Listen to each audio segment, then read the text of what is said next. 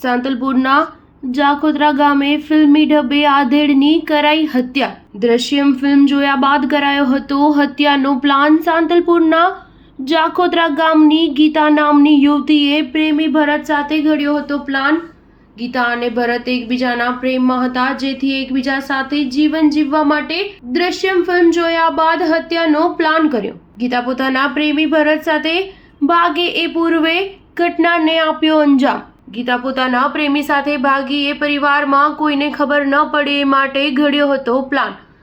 Plan મુજબ સાંતલપુર વોવા ગામની સીમમાંથી આધેડને પકડ્યા હતા. જે સમયે ભરત દ્વારા આધેડને પકડી માર માર્યો હતો. ત્યારબાદ તેઓની લાશને જાખોત્રા ગામના તળાવ પાસે લાશ મૂકી દીધી. બાદમાં રાત્રે 1 વાગે પ્રેમી ભરતે પ્રેમિકા ગીતાને ફોન કર્યો. ગીતા ભરતનો ફોન આવ્યા બાદ રાત્રે 1 વાગે પોતાના ઘરેથી 1 લીટર પેટ્રોલ અને આધેડને પહેરાવવા કપડાં લઈ સ્થળ પર પહોંચી. બાદમાં પ્રેમી પંખીડા દ્વારા પ્લાન મુજબ આધેડને પોતાના કપડાં અને પગમાં પાયલ પહેરાવી પેટ્રોલ છાંટી સળગાવી ફરાર થયા. પોલીસે સમગ્ર ઘટનાને ફિલ્મી ઢબે અંજામ આપતા પ્રેમીની કરી અટકાયત. Star news 7 Patan.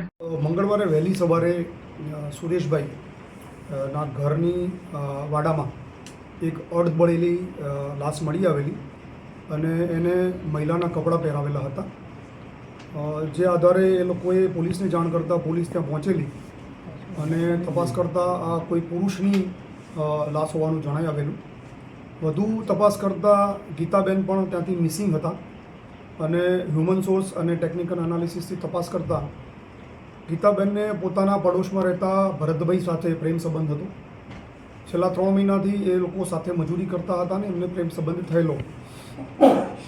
એ બાબતે તપાસ કરતાં એ લોકો પાલનપુર રેલવે સ્ટેશનથી પોલીસને મળી આવેલા અને ત્યાંથી એલસીબીની ટીમ એમને એલસીબી ઓફિસ લઈ આવેલી અને એ બાબતે સઘન પૂછપરછ કરેલી. સાથે સાથે અજાણી જે લાશ છે એ બાબતે પણ પોલીસે તપાસ કરતાં એ વોવા ગામમાં રહેતા અને રખડતું ભટકતું જીવન જીવતા એક વૃદ્ધ હતા. એમની એ ડેડ બોડી હતી એવું પ્રસ્થાપિત થયેલું. ત્યારબાદ એના ફોટા સર્ક્યુલેટ કરી અને ઓળખ પ્રસ્થાપિત કરવા માટે પ્રયત્નો કરેલા. આ બંને જે ગીતાબેન અને ભરતભાઈ મળી આવ્યા પછી એમની પૂછપરછ કરતાં આખી વિગત જે બહાર આવેલી એ પ્રમાણે જે ગીતાબેન છે એ ભરતભાઈના પ્રેમ સંબંધમાં હતા અને બંને પડોશી પણ છે. ગીતાબેને એકચ્યુઅલી થોડા દિવસો પહેલાં દ્રશ્યમ ફિલ્મ જોયેલું. પોતાના ભાઈના મોબાઈલમાં આખું બંને ડાઉનલોડ ફિલ્મ હતા, બંને જોયેલા અને 15 દિવસ પહેલાં એમણે આ પ્લોટ તૈયાર કરેલો. એ પ્લોટના ભાગરૂપે ગીતાબેનને ભરતભાઈને એવું કીધેલું કે તારી સાથે મારે જીવન જીવવું છે, આપણે ભાગી જવું છે, પણ આપણે ભાગી જશું તો પરિવારના લોકો શોધીને મને લઈ આવશે અને પછી મને પાછી અહીંયા મૂકી દેશે. તો એના ભાગરૂપે એમણે એવું નક્કી કર્યું કે કોઈ અજાણી સ્ત્રી પુરુષની ડેડ બોડી લઈ આવવી અને એને મારા કપડાં પહેરાવવા અને મારા વાડામાં એને સળગાવી અને આપણે પછી ભાગી જશું તો પરિવારના લોકો એવું માનશે કે ગીતાબેન સળગીને મરી ગયા છે એટલે એ લોકો મારી શોધખોળ નહીં કરે.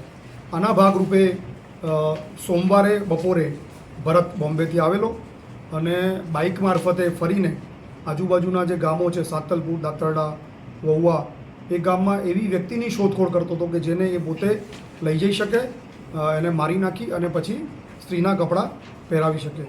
આના ભાગરૂપે એને વોવામાંથી રાત્રે 7 વાગે એક વૃદ્ધ વ્યક્તિ જે મળી આવેલા એને જઈને એને પોતાની સાથે ચાલો એમ કરીને પોતાની બાઇક ઉપર બેસાડેલા.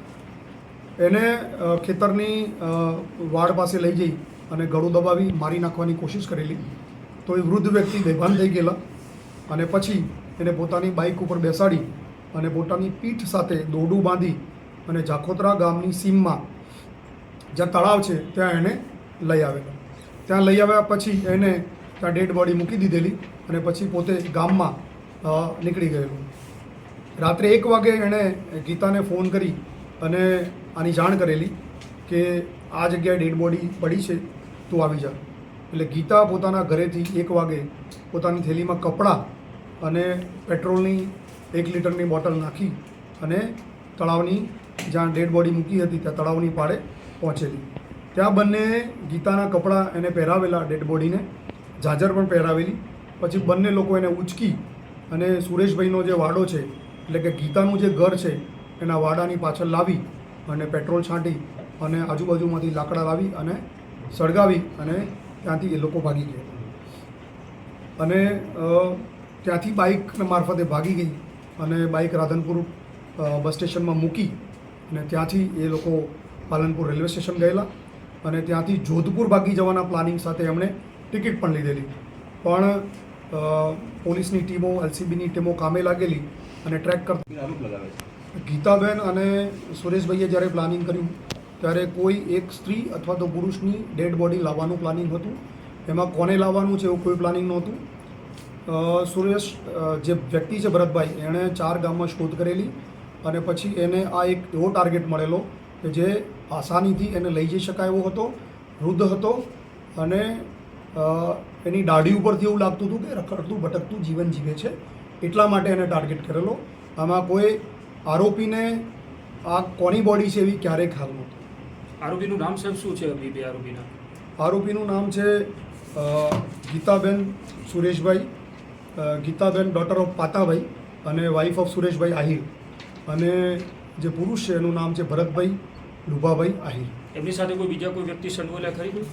ના, હાલ સુધીની તપાસમાં અન્ય કોઈ વ્યક્તિની એમાં સંડોવણી જણાઈ આવતી નથી. અને આ લોકોને ક્યાંથી એલસીબી દ્વારા પકડવામાં આવ્યા હતા?